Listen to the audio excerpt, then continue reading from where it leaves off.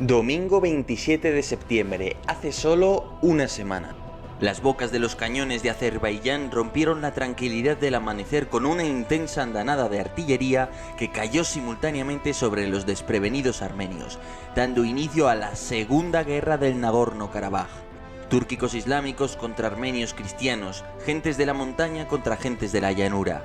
El Cáucaso se ha vuelto a teñir de sangre. Así que efectivamente vamos a hablar del primer conflicto de alta intensidad, del primer conflicto tradicional entre dos estados que se da desde hace muchos años. El conflicto por el Nagorno-Karabaj. Es una cuestión candente que se está sucediendo ahora mismo, así que comencemos. La guerra de hoy echa sus hondas raíces en siglos de historia y enfrentamientos. Sin embargo, si debemos buscar un precedente moderno, habremos de viajar a los convulsos años 90. A medida que la Unión Soviética se sumergía en su imparable proceso de desaparición, los múltiples nacionalismos que Moscú había contenido dentro de su puño de acero empezaron a emerger con fuerza, reavivando viejas disputas que nunca habían sido resueltas, quizás porque en realidad nunca han tenido solución. Una de aquellas disputas era la que enfrentaba a Armenia, ese país cristiano y montañoso sin acceso al mar, contra Azerbaiyán, un país bañado por las aguas del mar Caspio y que se caracteriza por sus enormes yacimientos de petróleo. El conflicto en Nagorno-Karabaj se va alimentando a lo largo de los años 90. El Nagorno en teoría pertenecía a Azerbaiyán, pero la mayor parte de la población era armenia. Y al acabar la Unión Soviética en ese lento y duro proceso de disolución, Rusia, incluso al principio la Unión Soviética, va a terminar apoyando claramente, sobre todo aquí ya en 1992 y 1993, a los armenios. Y para que os hagáis una idea, de hecho les proporcionan más de un centenar de tanques y casi 1 millar de misiles antitanque, que se dice pronto. Fue durante los años 90 y con varias treguas entre medias que los armenios consiguieron imponerse en la guerra gracias al enorme apoyo material de la Unión Soviética primero y de la Federación Rusa después. Sin embargo, desde entonces los nuevos yacimientos de petróleo han provocado una lluvia de dólares para los azeríes y además han vivido una explosión demográfica, todo lo contrario que la humilde Armenia, que sigue pobre y encima ha perdido población desde los años 90. Como los azeríes se saben más ricos y numerosos que los armenios, pero a la vez existe el riesgo de una intervención militar de Moscú, han optado por una táctica salami. ¿Qué es una táctica salami? Pues aunque parezca el nombre un poco así, tiene mucha tradición. Básicamente es como tú como cortarías un salami, lógicamente en muchas rodajitas pequeñas, no en grandes trozos. Pues esta es la idea, es ir consiguiendo los objetivos poco a poco. Hoy te monto un conflicto y te arrebato este territorio, mañana en 2021 le provoco otro conflicto a Armenia y le cojo otro trozo de territorio y así poco a poco, sin provocar una gran escalada que lleve a una intervención rusa, me voy quedando con todo el Nagorno-Karabaj. Esta es la idea de Azerbaiyán. Otra táctica que de hecho se ha visto en el país innombrable alguna vez, básicamente consiste en que durante estas guerras aprovechas y atacas los núcleos poblados de los civiles, los bombardeas con artillería, con un único objetivo, que la gente al final, aunque la guerra acabe, decida huir del lugar, porque sabe que es peligroso, porque sabe que en cualquier momento hay otro conflicto. Y de esa manera la población armenia va abandonando el Nagorno-Karabaj. Esto también se conjunta muy bien, por así decirlo, con esta táctica salami pensada para el largo plazo.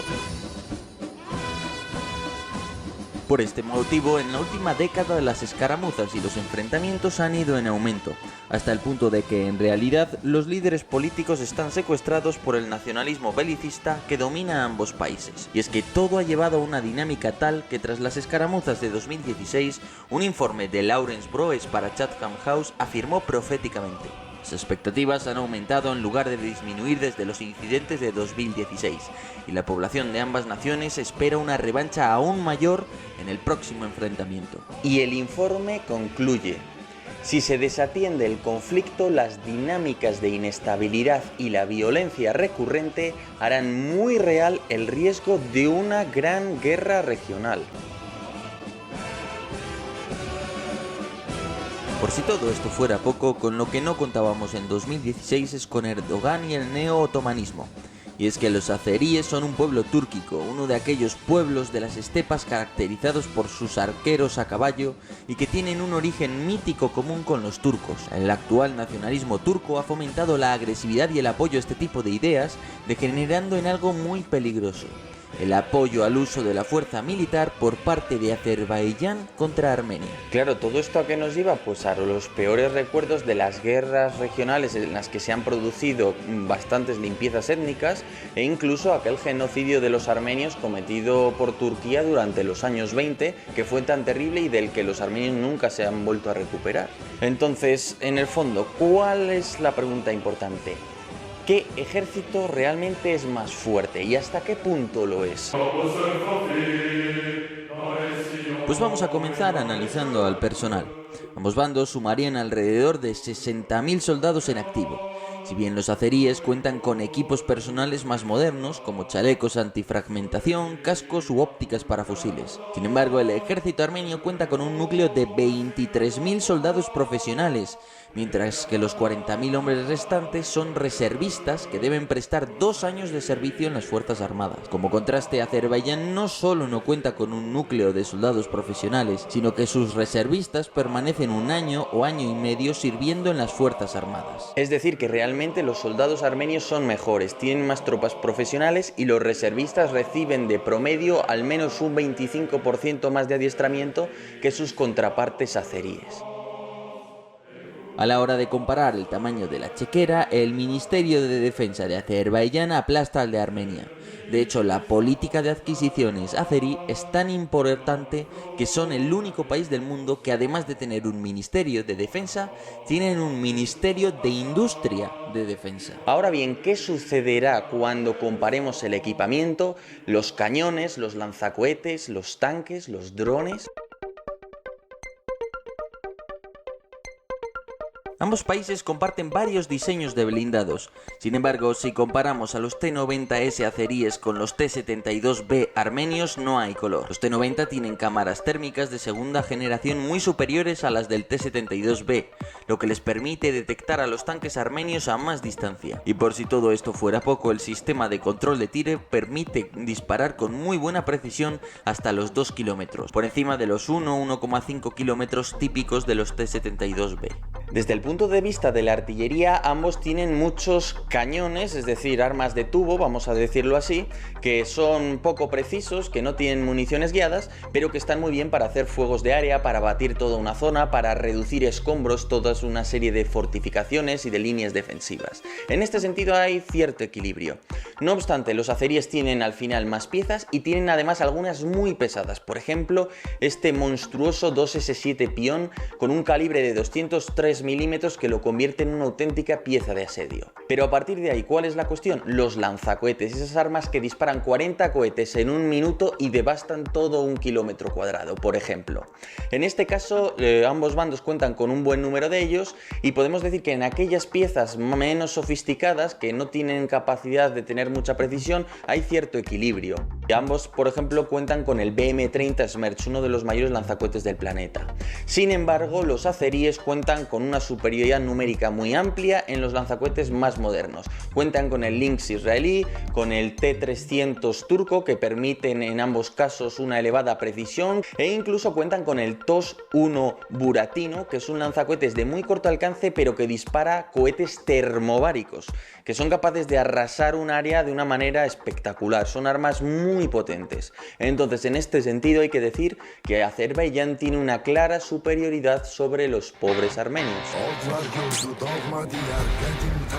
En cuanto a las armas antitanque, los armenios cuentan con densos campos de minas que detienen a los tanques y además disponen de los misiles antitanque más eficaces de los rusos, como son los Kornet, unas armas con hasta 6 kilómetros de alcance capaces de penetrar la coraza incluso de los T-90S azeríes. De hecho, los armenios cuentan hasta con los Crisantema S, un temible vehículo antitanque que, pese a su apariencia poco impresionante, es capaz de lanzar los misiles que un helicóptero de ataque utiliza, y todo ello exponiendo apenas su tubo y su radar. Una máquina de volar torres de tanque por los aires.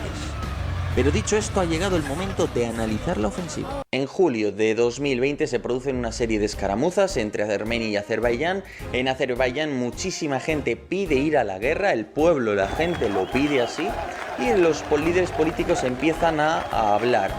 ¿Con quién hablan los líderes políticos azeríes? Pues lógicamente con Turquía. Buscan el permiso de Turquía, por así decirlo, puesto que es quien les va a apoyar, quien va a poder igualarse un poco con Rusia. ¿Turquía qué hace? No solo da su apoyo, sino que lo hace de manera muy activa. No es solo, bueno, te voy a dar mi apoyo, pero en cuanto haya problemas, no. Te voy a dar mi apoyo directo y activo. E incluso va a haber fuerzas turcas que van a estar hostigando y molestando a los armenios en la frontera.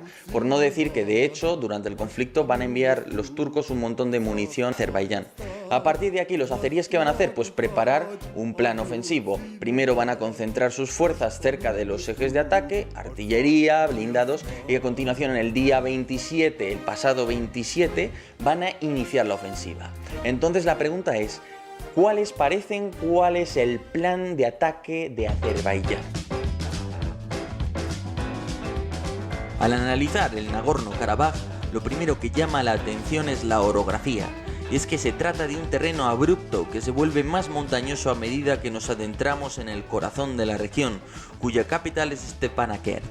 Incluso con superioridad aérea, todas esas escarpadas montañas, densos bosques y pueblos garantizan que numerosas tropas podrán esconderse y sobrevivir. Sin embargo, el frío del otoño y el invierno, con temperaturas inferiores a 0 grados, dificultan el movimiento fuera de carreteras, en especial para los mal entrenados reservistas azeríes que nacieron en la llanura y no están adiestrados para sobrevivir al duro invierno alpino. ¿Qué buscan los azeríes? Bueno, pues saben que tienen superioridad numérica y de recursos, por tanto su principal objetivo ¿cuál es? Pues conseguir desgastar primero mucho a los armenios y a veces pillarles por sorpresa durante determinadas ofensivas. De esta manera, ¿qué buscan? Pues abrir varios pequeños campos de batalla a lo largo de todo el frente, campos de batalla distantes entre sí que obliguen a los armenios a dirigir la logística y los refuerzos a puntos muy distantes, y seguramente poco a poco irán abriendo otros pequeños campos de batalla a lo largo de toda la línea del frente, todo con el objetivo de obligar a los armenios a invertir sus energías en evitar que los azeríes avancen. Mientras tanto, los azeríes aprovechan su superioridad de potencia de fuego, de medios de observación, es decir, de artillería, cañones y lanzacohetes, y de observación mediante drones principalmente, para machacar a los refuerzos que van llegando para evitar que los azeríes avancen. De esta manera se va desgastando, se va ablandando al enemigo y llega un punto en el que este está en una situación tan mala que o se ve obligado a establecer una línea defensiva nueva retirándose, o directamente durante una ofensiva tú le derrotas. Esta es un poco la idea. Ahora bien, quizás os estaréis haciendo una pregunta. Entonces, ¿qué hay de la aviación y de los drones de Azerbaiyán? Ambas naciones tienen numerosas armas antiaéreas de todos los alcances. Si bien Azerbaiyán cuenta con una red de defensa aérea integrada que le proporciona ventaja y le permite garantizar que la aviación armenia no tendrá ninguna posibilidad de entrar en los cielos azeríes. Por su parte, Armenia, aunque tiene una red de defensa aérea más básica, también cuenta con tal número de armamento antiaéreo que los escasos aviones azeríes tampoco tendrán muchas posibilidades de adentrarse en su espacio aéreo. Anecdóticamente, los armenios disponen de algunos cazas Sukhoi 30 y un puñado de MiG-29, pero la cantidad es tan exigua que solo tienen utilidad en acciones limitadas. Por su parte, Azerbaiyán lleva adquiriendo centenares de drones de todos los tipos durante años. Por ejemplo, cuentan con la gama de drones Orbiter de reconocimiento, los Hermes 450 mucho mayores, los Bayraktar turcos, así como un elevado número de municiones merodeadoras como es el Harup. Las municiones merodeadoras básicamente son drones kamikaze, con una peculiaridad, y es que en lugar de, oye, yo sé que hay un objetivo y lo lanzo, pues lo que puedo hacer con él es, yo lo lanzo, estoy un tiempo observando y luego ya que ataque el dron kamikaze. De ahí que se les llame merodeadoras, ¿no? Porque están un poco merodeando el objetivo. ¿Y qué tiene Armenia para luchar contra todo esto? Pues bueno, son capaces de fabricar la saga de drones Krunk, si bien se trata de aparatos mucho más pequeños y menos capaces de los que usan los azeríes. De otro lado, cuentan con una munición merodeadora como es el HRS, si bien no está claro hasta qué punto este tipo de armas son meros prototipos o realmente están operativas. No dudéis de una cosa, la industria de defensa de ambas naciones estará produciendo todo lo que puede y estoy convencido de que las fábricas de drones ahora mismo están que no dan abasto. Esta es una de las ventajas de tener tu propia industria de defensa, que en caso de conflicto te puede abastecer de un sinnúmero de materiales sumamente útiles. El pasado domingo, día 27, los azeríes decidieron atacar por sorpresa en al menos 2 zonas del frente. Hubo intentos de avanzar por sorpresa enviando a los tanques y a la infantería, acompañada por ingenieros de combate encargados de abrir pasillos a lo largo de la línea defensiva armenia. Recordemos que el comienzo de cualquier ofensiva siempre es la parte más difícil, ya que exige atravesar alambradas, campos de minas mixtos con artefactos antipersonal y antitanque, y obliga a limpiar trincheras, y todo esto mientras los cañones, los lanzacohetes y los tanques del enemigo te disparan a placer. En este caso, los azeríes consiguieron éxitos limitados en la zona sur. El plan de avance azerí busca aprovechar su superioridad numérica y de recursos para abrir varios frentes muy alejados entre sí a los armenios, de tal forma que estos tengan que repartir sus reservas en más lugares. A la vez, los lugares en los que se inicia la ofensiva deben ser suficientemente pequeños como para que los drones y la artillería azerí puedan concentrarse. Y es que es previsible que en algún momento, bien por la intervención rusa o bien por la presión de países del extranjero, los azeríes se verán obligados a alcanzar un alto el fuego. Y para entonces es vital que hayan podido conquistar cierta cantidad de territorio armenio. Esto viene a colación de lo de la táctica salami, es decir, recordad que igual no se trata de que en este conflicto Azerbaiyán conquiste todo el Nagorno-Karabaj, sino que les puede valer con conquistar una parte importante y ya en otro conflicto futuro, cuando se den las condiciones adecuadas, conquistarán otra parte. Ahora bien, si Rusia no está dispuesta a poner toda la carne en el asador, es muy probable que nadie consiga forzar a Azerbaiyán a parar la guerra, ya que recordemos cuenta con el total respaldo de Turquía.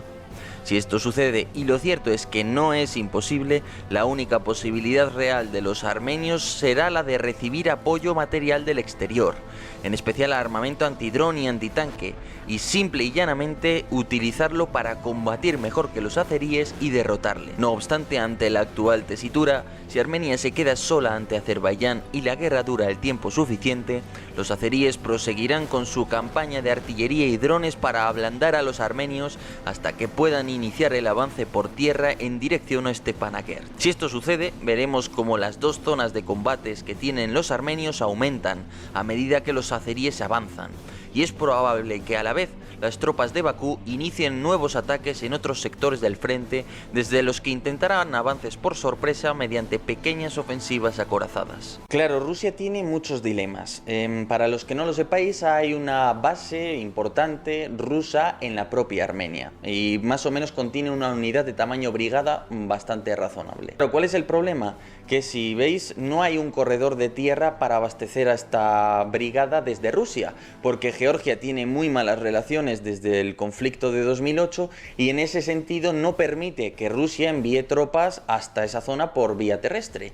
¿Qué ocurre? Que es que Rusia tiene que enviar por transporte aéreo, que se dice pronto, sus materiales hasta Irán y de Irán que suban por tierra hasta Armenia. Es decir, una fórmula, pues desde el punto de vista logístico, muy poco eficiente. Si Rusia quisiera ejercer disuasión, amenazar con usar la fuerza, ¿no?, contra Turquía, tendría que desplegar unas fuerzas muy grandes y sin Georgia eso parece muy difícil. La otra opción sería directamente ir contra Azerbaiyán a través de la frontera del Dagestán, que tienen frontera Rusia y Azerbaiyán. Pero ahí hay otro problema, y es que a largo plazo, como tengas problemas con tu vecino azerí, no solo te va a dejar de adquirir material de defensa y es uno de tus principales adquirentes, te proporciona muchos ingresos, sino que es que encima a la larga pueden apoyar a los movimientos islamistas del Dagestán y de Chechenia, que está al lado, que eso pues básicamente es invocar todos los males y todos los miedos entre comillas de Moscú. Entonces claro, vemos que la situación rusa no es tan clara y no se puede permitir hasta ahora dar un apoyo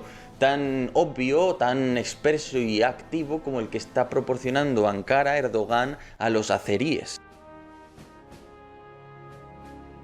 Llegados a este punto, los diplomáticos armenios intentarán que Rusia se involucre en el conflicto y que la comunidad internacional ejerza presión real sobre Azerbaiyán, ya sea penalizando con sanciones la importación de drones israelíes, disminuyendo la compra de hidrocarburos azeríes o acciones similares por parte de la Unión Europea. Los embajadores armenios también intentarán conseguir suministradores de ciertos tipos de materiales, en especial armas antidrón, drones y munición para la artillería, aunque es probable que en esto último Moscú esté dispuesto a colaborar. Mientras tanto, el papel de los diplomáticos turcos y azeríes es resistir la presión internacional y ganar tiempo para que sus tropas puedan conquistar más y más territorios del Nagorno-Karabaj, provocando de paso, eso sí, un verdadero éxodo de la población de la zona. La verdad es que este conflicto es tremendamente amplio. Hay otras cuestiones bastante importantes que no he podido tratar. Por ejemplo, la guerra propagandística que se está dando. Kim Kardashian es de Armenia,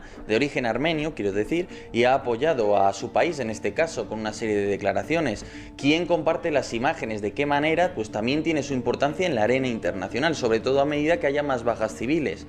También está la cuestión de los cohetes, los misiles de largo alcance, y es que unos tienen un embalse, los otros una central nuclear, y ese tipo de objetivos tan fáciles de dañar, que están fijos, que no se pueden defender, pues claro, que sufra un ataque puede llevar a una escalada del conflicto, y no es imposible, ciertamente. Por ejemplo, los azeríes ya han superado una línea roja que es bombardear la propia Armenia, no el Nagorno-Karabaj, que oficialmente no pertenece a Armenia.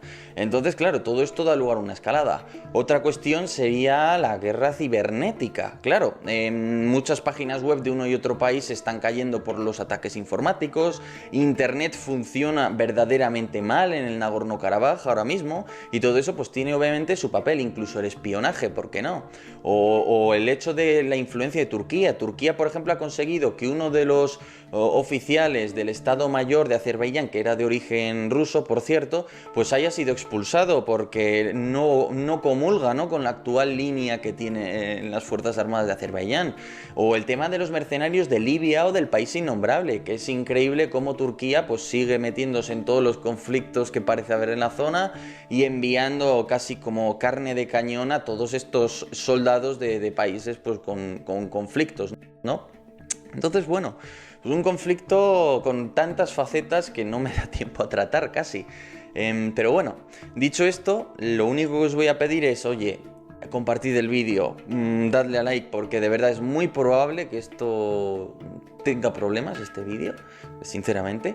De otro lado, en Political Room, que es una web que estoy llevando yo principalmente, pues vamos a tener a gente sobre el terreno, a la que, bueno, algún periodista que ha ido allí, pues oye, le he contactado para pagarle un poquito y que a cambio nos envíe noticias de la primera línea, por así decirlo, y a partir de ahí, pues eso, apoyadme en Patreon, por favor, porque de verdad es que hace mucha falta, si no, uno no tiene independencia de YouTube, y menos a la hora de tratar vídeos como este. De hecho, yo como vea que me da problemas, si la gente no reacciona, pues obviamente este será otro tema que no podré tratar, lógicamente, pero bueno. Ya lo digo, como siempre, muchísimas gracias por estar ahí. Si hay quien quiera promocionar libros, páginas web, productos de defensa, lo que sea, pueden escribirme al correo, lo dejo todo abajo, tanto el Patreon como el PayPal como el correo, en la descripción y en el primer comentario, lo dejaré todo. Así que nada, eso, de nuevo, muchísimas gracias, espero que hayáis apreciado el vídeo y bueno, pues hasta otra, como siempre.